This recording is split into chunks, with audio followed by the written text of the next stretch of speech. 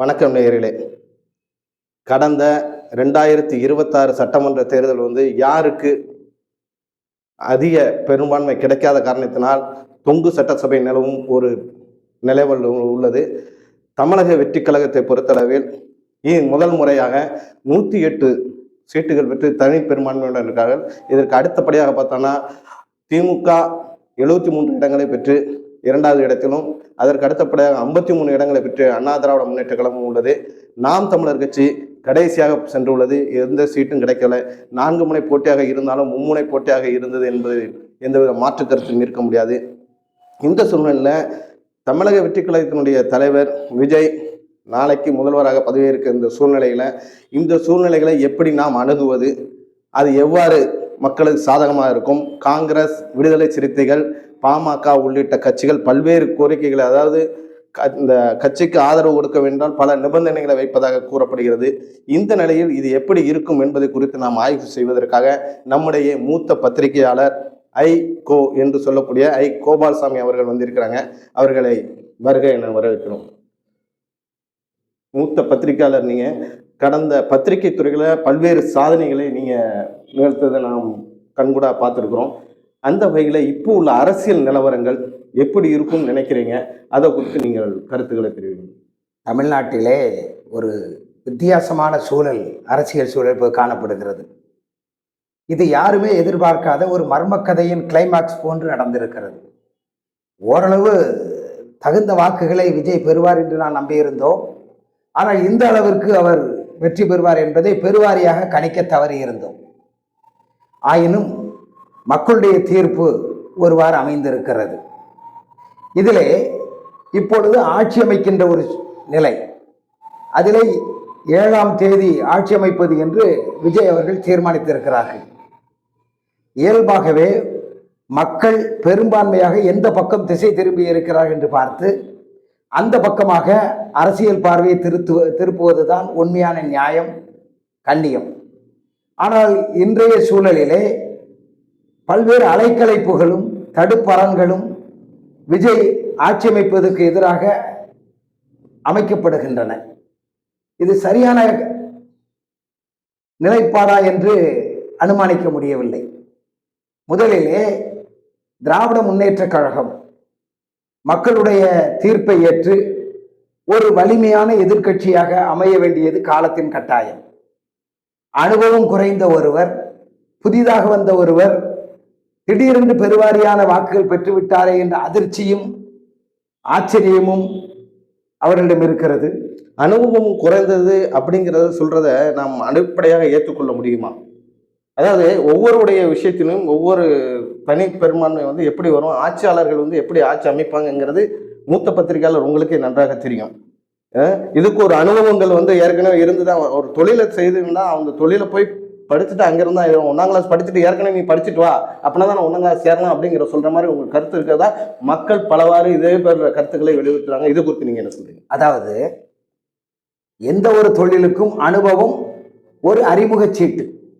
ஆனால் இயல்பாகவே ஒருவருடைய சிந்தனையிலே இருக்கின்ற வடிவம் தொழிலிலே வெளிப்படும்.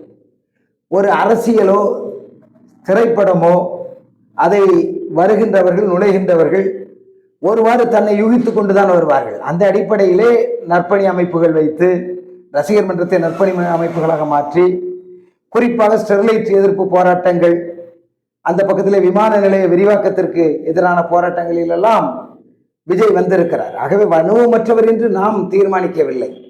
ஆனால் ஸ்டாலின் போன்றவர்கள் அவ்வாறு கருதுகிறார்கள் என்பது ஒரு பேச்சிலே விளப்படுகிறது. அதைத்தான் நான் சொன்னேன். என்னுடைய கருத்தோ அல்லது மக்களுடைய கருத்தோ இது அல்ல. ஸ்டாலின் போன்றவர்கள் ஏதோ அவர்கள் அடிப்படையிலிருந்து அரசியலிருந்து வந்தவர்கள் போலவும் பல்வேறு தியாக தழும்பு ஏறியவர்கள் போலும் தங்களை நினைத்துக் கொண்டிருக்கிறார்கள். ஆனால் ஒரு தொழிலை பொறுத்தவர்களே, ஒரு அரசியலை பொறுத்தவர்களும் நல்லது செய்ய வேண்டும் என்ற சிந்தனை, அதற்கான ஊக்கம், அதுதான் அடிப்படை என்பதை நான் நம்புகிறேன். ஏனென்றால் இதற்கெல்லாம் மிகவும் அனுபவங்கள் பெற்று வர முடியாது. அந்த அனுபவங்களை தர முடியாது. ஆட்சி அதிகாரத்தை தந்தாலும் அந்த அதிகாரத்தை அனுபவத்தை அவர்கள் பெற முடியும்.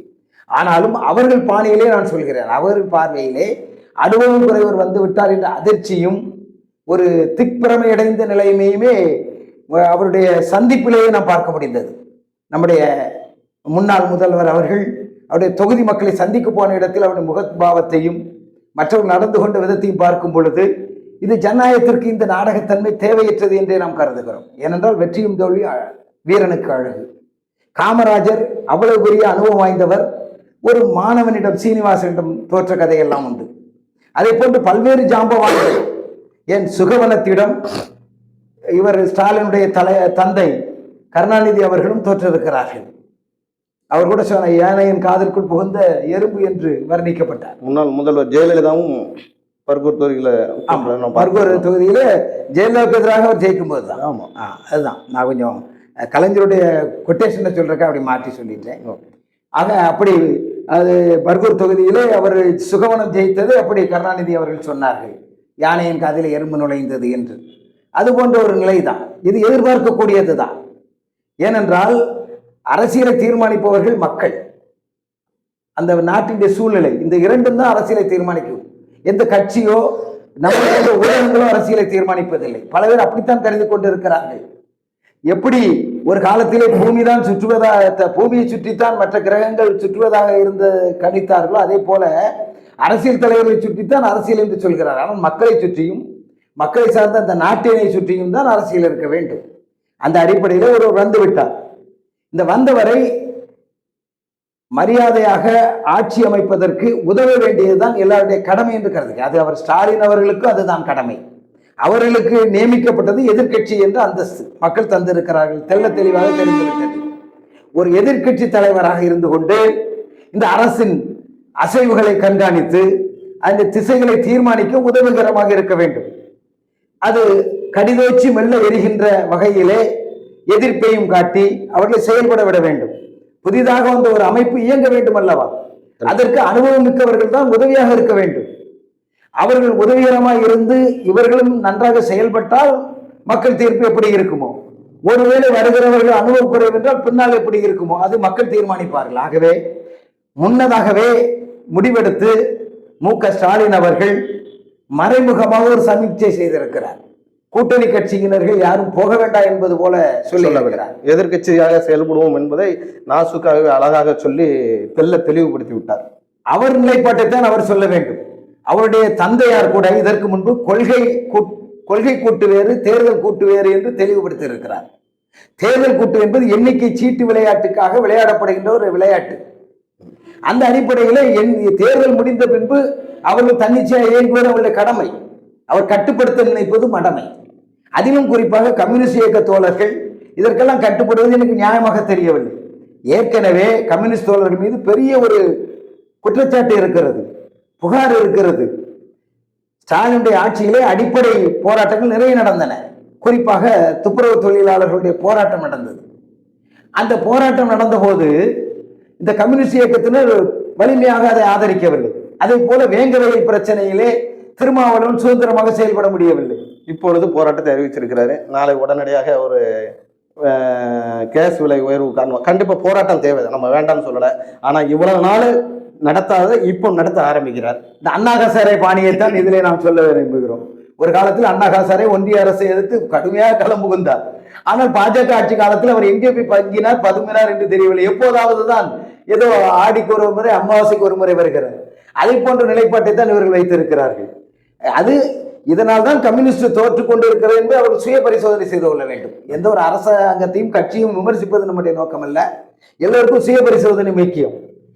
இதுவரைக்கும் ஸ்டாலின் ஆட்சியிலே விமான நிலைய விரிவாக்கம், அதே போல ஸ்டெர்லைட் போராட்டத்தின் தொடர்ச்சி, நிலம் எடுப்பிற்கு எதிரான போராட்டங்கள், இப்படி பல்வகை போராட்டங்கள், அரசு ஊழியர் போராட்டங்கள், இறுதியாக ஆசிரியர்கள் கூட தங்களுடைய உரிமை கிடைக்கவில்லை என்று போராடிய போராட்டம், இதில் எதிலுமே முக்கிய பங்காளியாக இருக்க வேண்டிய கம்யூனிஸ்டுகள் பங்காற்றவில்லை.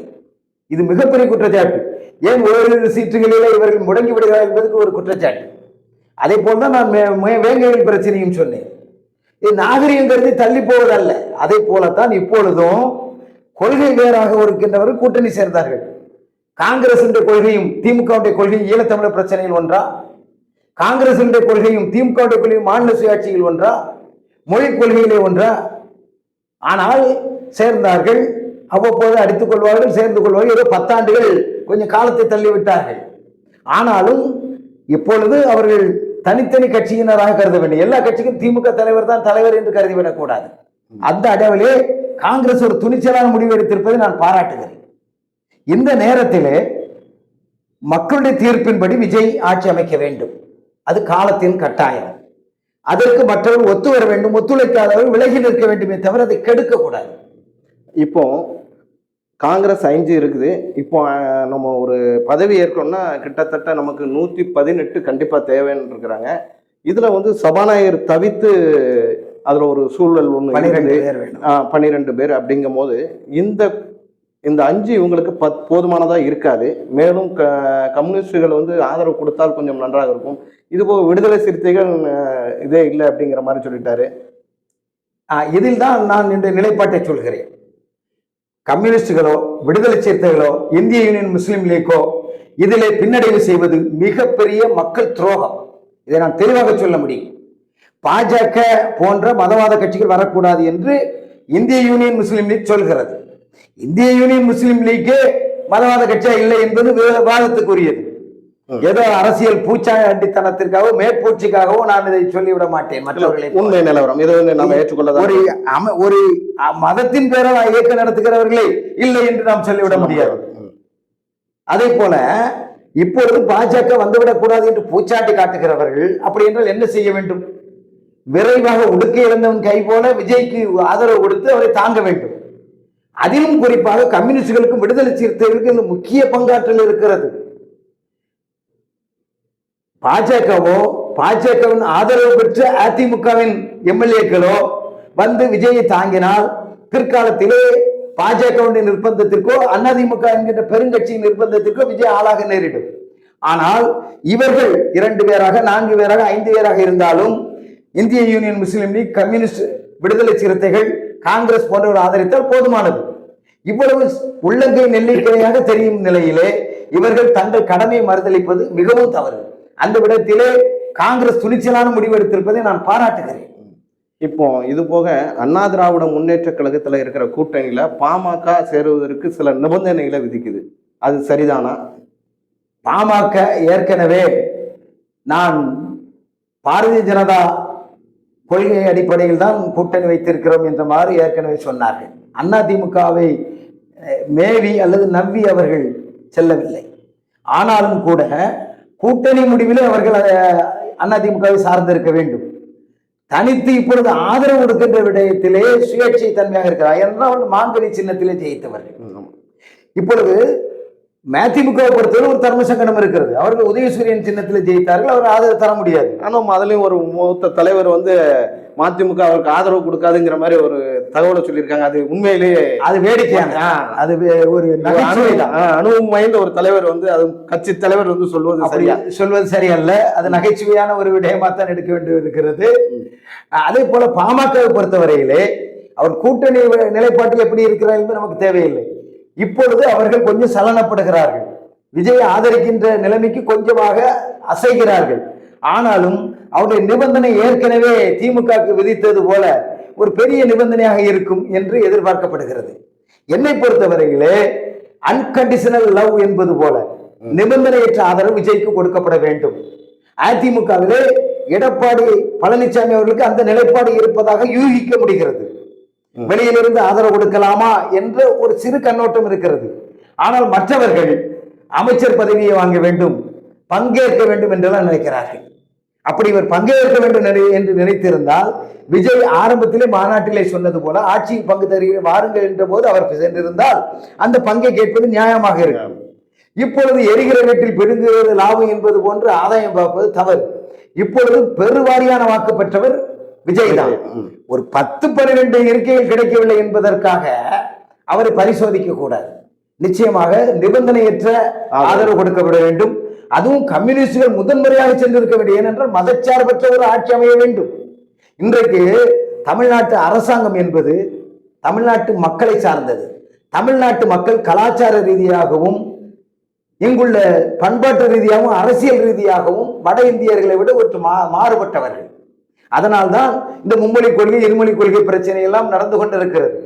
அப்படி இருக்கும்போது தமிழ்நாட்டு மக்கள் அல்லது தமிழ்நாட்டு அரசு எடுக்க வேண்டிய நிலைப்பாட்டை மேற்கொண்டு கொண்டு செல்வதற்கு விஜய்க்கு வலுவான கரங்கள் தேவை. அந்த கரங்களை கம்யூனிஸ்டுகள் கட்டாயம் கொடுக்க வேண்டும். ஆனால் அவர்கள் தயங்கி தயங்கி இருக்கிறார்கள். இந்த தயக்கம் ஒரு கோழைத்தனம் என்றுதான் என்னால் சொல்ல முடிகிறது. இப்போ அவர் அரசு ஆட்சி அமைக்க வேண்டுமானால் அதனுடைய விதிமுறைகள் இருக்கு, அதை பற்றி கொஞ்சம் சொல்லுங்க. இப்பொழுது அவர் ஆட்சி அமைக்க வேண்டும் என்றால் முதலிலே அவரை பெருவாரியான கட்சி என்ற முறையிலே ஆளுநர் அழைப்பு விடுக்கலாம். ஆனால் ஆளுநரை பொறுத்தவரையிலே பெருவாரியை கொண்டு வந்து விட்டு ஆட்சி அமையுங்கள் என்று சொல்வது போல இருக்கிறது. ஏற்கனவே பாஜக ஒட்டியும் ஒட்டாமலும் ஒரு நிலைப்பாட்டை எடுக்கிறது. பாஜக மூலமான ஆளுநர் இதை சொல்கிறார். ஆனால் இதுவரைக்கும் அரசியல் சாசனப்படி எந்த இடத்திலுமே பெரும்பான்மை பெற்ற கட்சியினை அழைப்பது மரபாக இருந்திருக்கிறது. அதன் பின்பு குறித்த அவகாசம் வழங்கப்பட வேண்டும். விஜயை பொறுத்தவரை 14 நாட்கள் அவகாசம் கேட்டிருக்கிறார். அந்த அவகாசத்தை கொடுக்க வேண்டியது அவருடைய கடமை. இன்னும் சொல்ல போனால் அதிலே ஏதாவது கூட ஓரிரு நாட்கள் கிரேஸ் பீரியட் தேவைப்பட்டால் கூட கொடுப்பது தவறில்லை. ஏனென்றால் மக்கள் ஒரு முடிவு கொடுத்திருக்கிறார்கள். ஒரு மண்சுவர் போல திடீரென்று மழை பெய்து அந்த சுவரை இடித்து விட்டால் ஒன்றுமாகி விடக்கூடாது. ஏனென்றால் ஒரு தேர்தலுக்கு எத்தனை 100 கோடிகளை நாம் செலவழித்துக் கொண்டிருக்கிறோம். ஆகவே இந்த விடயத்திலே ஆளுநரும் ஒரு தக்க முடிவு எடுக்க வேண்டும். அதே போல இந்த ஆட்சி அமைப்பு முயற்சிகளிலே ஏற்கனவே சபாநாயகர் போக ஒரு தொகுதி என்ற அளவில் ஒரு தொகுதி எண்ணிக்கை போக 13 எண்ணிக்கை தேவைப்படுகிறது. இந்த 13 எண்ணிக்கை என்பது நிச்சயமான அறுதி பெரும்பான்மைக்கு அவகாசம் அளிக்கப்பட வேண்டும். 3 மாதங்கள் கூட சில மாநிலங்களிலே அவகாசம் கொடுத்திருக்கிறார்கள். அந்த அவகாசம் எல்லாம் தேவையில்லை என்று விஜயை சொல்லி இருக்கிறார். நிலைமை மாறும். எனவே ஆளுநர் இவரை இந்த முன்னேற்பாட்டை தவிர்த்து விடாமல் 7ஆம் தேதிக்கு எல்லாமே ஆயத்தமாகிவிட்டார்கள். தலைமைச் செயலர், காவல் அதிகாரி எல்லாரும் போய் பார்த்திருக்கிறார்கள். இந்த நிலைமையை சீர்கெடுத்து விடாமல் ஒரு அவகாசம் கொடுத்து ஆளுநர் அழைக்க வேண்டும் என்பதுதான் நம்முடைய எண்ணம். இப்போ ஓட்டு போட, அதாவது அவர் அந்த தீர்மானம் நிறைவேற்றப்படணும், கூட்டத்தில் நிறைவேற்றப்படுற பட்சத்தில் அதிமுகவை பொறுத்தவரை வெளிநடப்பு செய்து இருந்தால் அது இந்த விஷயத்துல ஏற்றுக்கொள்ளப்படுமா? இவங்களுக்கு சாதகமா இருக்குமா? அதாவது வாக்கெடுப்பின் போது வெளிநடப்பு செய்தால் தாவேகாவுக்கு அது ஒரு சக்தியாக இருக்குமா? அது அதை பற்றி இல்ல, அறுதி பெரும்பான்மை இப்போதைய தேவை. இப்பொழுது கம்யூனிஸ்டுகள், இந்திய முஸ்லிம்களுக்கு போன்றவர்கள் முடிவெடுத்து விட்டால் அது ஓரளவு கிடைத்துவிடும். அதன் பின்பு அதிமுகவின் நிலைப்பாட்டை பற்றி அங்கு அவசியம் இல்லை. இப்பொழுதே இவர்கள் வெட்ட வெளிச்சமாக நாங்கள் வெளியிலிருந்து ஆதரிக்கிறோம் என்று ஒரு காலத்தில் கருணாநிதி அவர்களுக்கு காங்கிரசார்கள் அப்படி ஒரு ஆதரவு கொடுத்தார்கள். நிபந்தனை விதிக்கவில்லை. அமைச்சர் வேண்டும், அது வேண்டும் என்றெல்லாம், வாரியம் வேண்டும் என்றெல்லாம் நிபந்தனை விதிக்கவில்லை. அப்படி கொடுத்தால் நாகரிகமும் இருக்கும், அதிமுக போன்று நன்மதிப்பும் இருக்கும். நாளை இந்த கட்சி வளர்வதற்கும் ஒரு வாய்ப்பாக இருக்கும். மற்றபடி ஏதாவது நிபந்தனை விதித்துக் கொண்டோ வெளிநடப்பு செய்து கொண்டோ அரசியல் பூச்சாண்டி காட்டினாலோ பயமுறுத்தினாலோ அது மக்கள் மத்தியில் அருவருப்பாகத்தான் பார்க்கப்படும். மிக அருமையாக இந்த அதாவது இப்போ உள்ள தேர்தல் நிலவரம் குறித்து மிக சிறப்பாக சொன்னீங்க. உண்மையிலே வாழ்த்துக்கள். அதாவது மக்கள் என்ன நினைக்கிறாங்கன்னா, தமிழக வெற்றி கழகம் அதிலும் விஜய் குறிப்பாக முதல்வராக வேண்டும் என்பதில் தெளிவாக இருப்பதை நாம் காண முடிகிறது. அதற்கான வாக்குப்பதிவும் அளித்துள்ளார்கள் என்பதுதான் நமது மூத்த பத்திரிகையாளர் ஐகோ அவர்கள் மிக சிறப்பாக தெளிவாக இருக்கிறார். அதற்கு நிபந்தனையற்ற ஆதரவு யாரும் காங்கிரஸ் கொடுத்தது மிகவும் வரவேற்கத்தக்கது என்று கூறிய அவர், கம்யூனிஸ்ட் கண்டிப்பாக கொடுக்க வேண்டும், காலதாமதம் செய்யக்கூடாது என்பதை அழுத்தம் திருத்தமாக சொல்லியிருக்கார். அதே போல் விடுதலை சிறுத்தைகளும் கொடுக்க வேண்டும் என்று சொல்லியிருக்கார். இது மட்டுமல்ல, மதசார்பற்ற கட்சி என்று சொல்லக்கூடிய இந்திய யூனியன் லீக் கட்சியும் அவர் பகிரங்கமாக சொல்லியிருக்கார். இவங்கள் ஆதரவு கொடுக்க வேண்டும் என்பதை தெளிவாக சொல்லியிருக்கிறார். உண்மையில் எது எப்படி ஆனாலும் சரி, அது மட்டுமல்ல, மூத்த கட்சியாக இருக்கக்கூடிய அண்ணா திராவிட முன்னேற்ற கழகமும் வெளியிலிருந்து ஆதரவு கொடுத்தால் மிக நல்லது என்றும் அதனுடைய கட்சி வளர்ச்சிக்கு மிக சிறப்பாக இருக்கும் என்பதை மிக தெளிவாக கூறியிருக்கிறார். நாளை நடக்க உள்ள நிகழ்ச்சியில் தமிழக முதல்வராக விஜய் பதவியேற்க உள்ளார். அந்த நிகழ்வு மிக சிறப்பானதாக அமையவும், வருங்காலத்தில் அதனுடைய ஆட்சி மிக சிறப்பாக அமையவும் அனைவருடைய எண்ணங்களும் அவ்வாறே இருக்கிறது. மக்களின் ஆதரவும் அப்படித்தான் இருக்கிறது. மூத்த பத்திரிகையாளரோட எண்ணமும் அதுதான் இருக்கிறது. ஏன் என்றால், ஒரு தேர்தல் என்றால் எத்தனை கோடி, 100 கோடிக்கு மேல செலவாகிறது. அதை மீண்டும் சந்திப்பது மக்கள் மத்தியில் பெரும் நஷ்டத்தை ஏற்படுத்தும், மனதளவில் பாதிக்கப்படுவார்கள். அதனால் இதனை தவிர்க்க கட்சிகள் தகுந்த முடிவை உடனடியாக எடுக்க வேண்டும் என்று கூறியுள்ளார். அதற்கு தினதரணி சார்பிலும் வாழ்த்துக்களையும் நன்றியும் தெரிவித்துக் கொள்கிறோம். ஏற்கனவே தினதரணி சார்பில் வந்து தமிழக வெற்றி கழகம் வந்து தனி பெரும்பான்மையுடன் ஆட்சி அமைக்கும் என்று ஏற்கனவே நாம் கூறியிருந்தோம். அது சம்பந்தமான நேர்காணல் வந்து நம்ம இந்து அதாவது பாஜக முக்கிய பிரமுகர் கூடவும் தமிழக வெற்றி கழகத்தினுடைய மனிதநேய ஜனநாயக கட்சியினுடைய மாநில துணை செயலாளர் மூலமாகவும் நாம் தெரிவித்திருந்தோம். அந்த வகையில் பார்க்கும் பொழுது தமிழக வெற்றி கழகம் உண்மையாக தனிப்பெரும்பான்மையுடன் ஆட்சி அமைக்க உள்ளது என்பது உண்மையிலே மற்றற்ற மகிழ்ச்சியாக இருக்கிறது, மக்களின் மகிழ்ச்சியாகவும் இருக்கிறது. அந்த ஆட்சியை நாம் வரவேற்போம், காத்திருப்போம், பொறுமை கொள்வோம். அனைவரும் நல்ல ஒரு நிகழ்ச்சிக்கு வந்து நல்லபடியாக கருத்துக்களை மக்களுக்கு எடுத்துரைத்துக்காக உங்களுக்கு ரொம்ப நன்றி. அடுத்த நிகழ்ச்சியில் உங்களை சந்திக்கும் வரை உங்களிடம் விடைபெறுவது உங்கள் ராமலிங்கம்.